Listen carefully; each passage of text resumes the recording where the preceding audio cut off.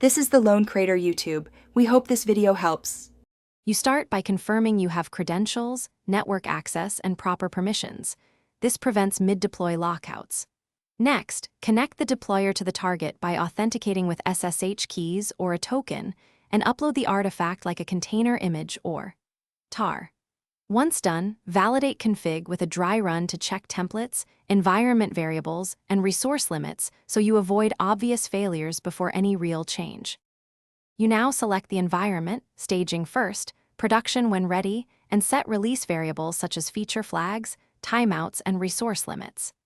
Then configure the rollout strategy, choosing rolling updates or blue-green to minimize impact.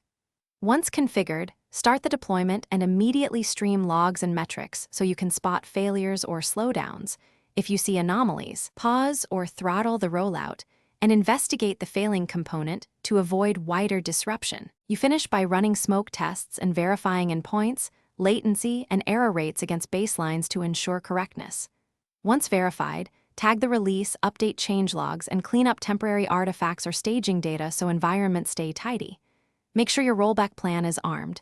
If a critical issue appears, revert to the previous stable release and notify stakeholders.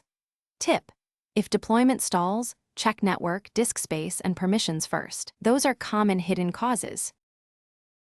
Thanks for watching. Consider subscribing if we helped you.